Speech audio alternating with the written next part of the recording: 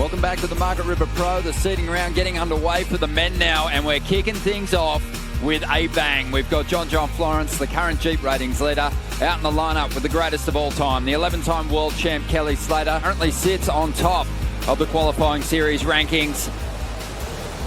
And it's Slater getting into things early here, coming off the back of a semi-final finish at stop number 3. Looking to get a quick start here with Barton Lynch. And it looks like John Florence is going to get one too. Beautiful carve to get started. Lost out early at Karamas in a very close heat with Juan Daru. A couple of victories here at Margaret River in the past. And certainly a favourite to go on and get the job done again here. Jadson getting in the mix as well. Straight up into the pocket. Beautiful backhand snap to get started. And just gets a little caught up on that second turn. Recovering pretty well though, but can't get the finish. Plenty of swell on offer here in the seeding round, the opening round of the men's event, the Margaret River Pro. Kelly Slater up. Coming so close to chasing down a 56th Championship Tour victory over in Bali. And looking very enthusiastic and energetic out there in the opening stages of this first heat of the round. And here's his second ride on replay. Drives off the bottom and a nice carving turn. The style of the greatest of all time is just so beautiful. It was trend-setting back in its day. It was one of those things that you saw and everybody wanted to surf like Kelly Slater. And the people who have grown up watching him and his standard as a normal have just taken things to the next level. And you see that body torque, that full rotation of the upper body is just so beautiful. We saw some of those turns at Karamas and they were world-class, timeless. There was a sort of felt a little uncomfortable out of the top there into a nice finishing turn. And it's been fireworks right from the start of this heat. Looked a little inconsistent in those previous heats, and we saw Bronte McCauley score a 0, not even ride a wave. So unusual. And here's another opportunity. Florence taking off, has already had one wave. It's going to be the best of the opening rides, but he might add some extras here. So comfortable on that end section. Generally stays on his feet. Such turbulent water. We've got a rock reef shelf there on the inside. Really tricky. At least this morning, that's for sure. There's something in that board. It actually looks a little bit wider, perhaps forward than what he has been riding. Perhaps it's kind of like in that Ghost model with that energy and that width and volume up front. But you can see underneath his feet, it just looks so certain and so positive, and it's here.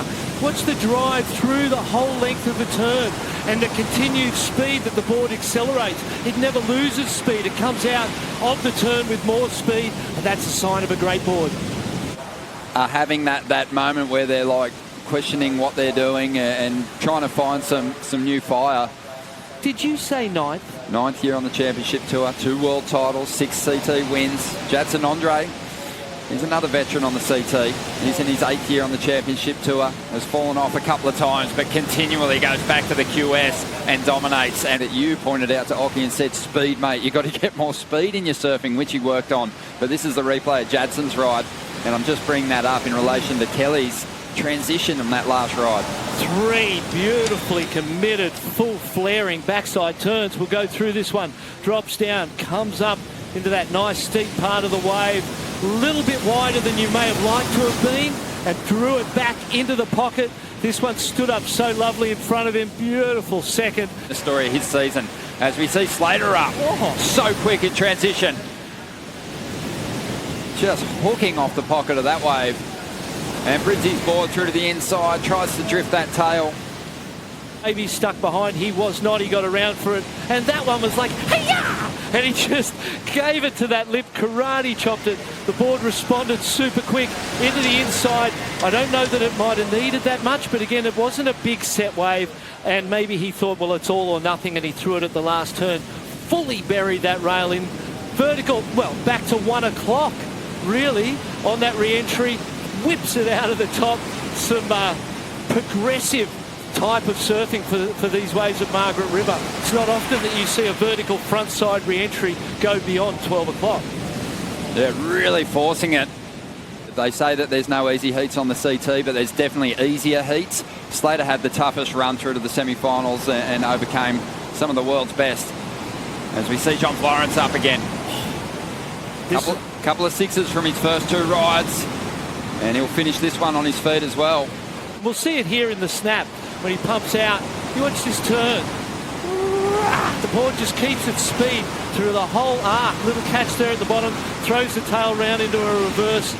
Wasn't a great wave, perhaps not exactly the sort of wave you might have waited with priority for, but again, you're surfing, you're riding waves, you're feeling good about it. But I feel like in this transition right here, through this arc, through there, the continual speed and the hold and the how big he's able to make those turns. I'm not 100% sold on that as a priority wave, but again, the surfing and the way that board looks under his feet is incredible. You can see Kelly there, that front end of that board is kind of catching a little bit. We saw it in that bottom turn for the verdict. To see it from John in these smaller waves is really impressive too. Slater on the replay now. By the way, he just unloaded this rail turn in John Florence's fate. So these guys will be fired up, but the man who's in a great position to make a strike for the lead at the moment is Jadson Andre. He's got the highest single score of this heat so far, 6.87. A tricky wave to read here, but recovers so well on that final turn. Tricky wave to read, and it looked like he was driving down the face. You're like, where are you driving to? But then he set that rail, and the timing with that last turn was absolutely perfect. Sure, you get an 8 and you really put some pressure on your opponents. So you see him drive out of the top, there's that catch in the rail, but that length in the bottom turn and that hold in the rail out of the bottom, to me, was not always the best strategy. There was times when you needed those to build confidence and to create a foundation for your year-long campaign, which is what Jaddy's done already this year, and as you said, secured himself for next year more or less already and taking that pressure off. Can be windy, but I feel like it's not quite as hard to surf, so it's fun. I think Margaret's is awesome because it brings that challenge. And the space, you have to be ready for anything. So how prepared are you? Just like this man is, these snaps and what he's doing out there at the moment, the drive through that turn is just beautiful. This is small Margaret River, but John is just looking on point. I feel like that was a really beautifully surfed wave. It does seem a little bit smaller and than it was in those earlier heats, and perhaps given the wave count of some of the earlier heats where it wasn't a lot of waves, these guys are staying a little bit busier, or perhaps it has just backed off that little bit. But be interesting to see where this score comes in, whether he'll improve on that 6.17. He surfed it absolutely beautiful. Kelly in the tube. Ducking under cover for just a moment, pushing through the bottom of this one, lining up a ramp on the inside. Gets the release, rotating through the air, just couldn't stay on top of his equipment. Just over 10 minutes to go. He's been living a long time for that moment, and as a child prodigy, it was expected. Great for him to deliver. Celebrated big time. As we see Jadson just pushing it, has to on these smaller waves. I would kind of stop catching those average ones and start to wait and make sure that what I get is of consequence and gives me a chance of taking the lead in this heat. Well, John, he had a look at this one, but didn't want it. Kelly had a dig. Slater's got some work to do here. I think John Florence is probably going to have to let go of some beautiful turns, but on those smaller waves, hasn't gotten the nod from the judges. He's trying to better a 6.17, eyeing this one off. Sets it up, drops to the bottom, gets nice and low. Something he's been working on with his coach, Ross Williams, in the off-season. As a result, getting a lot of whip and some different variation off the top. I think you hit it on the head there. He's got to get on the better waves. That one in the first turn, he pulled it a little short. Nice flow, but this is a sign of the determination. 6 minutes remaining here as Jadson Andre tries to increase his lead over the 11-time world champ Kelly Slater. John Florence also in the lineup. He's leading this heat. It's a three-manner with the top two progressing past the elimination round. He was onto the rocks right there at the very end.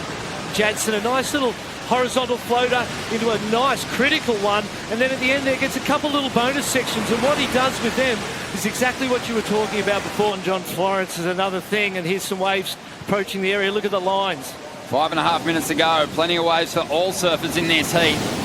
As Slater climbs up on the late section, gets out in front of it, and does his best to let go of a huge turn. We saw him execute some beautiful layback snaps.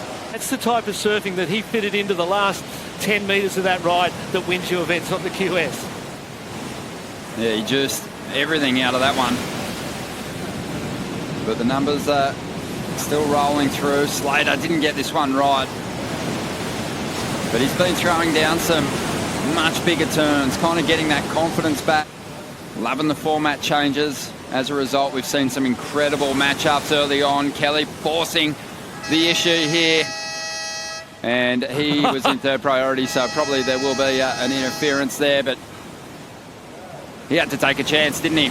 Roundhouse cut back to finish, and Slater will have to come through the elimination round. Jadson, Andre, and John Florence will be moving on through. Well, you've got to give it everything you got, and it was great to see him fight for the advancement right to the very end. But the biggest story right in there, two stories, obviously John and the way his equipment looked was top shelf, but then Jadson, Andre, that's a big win for him.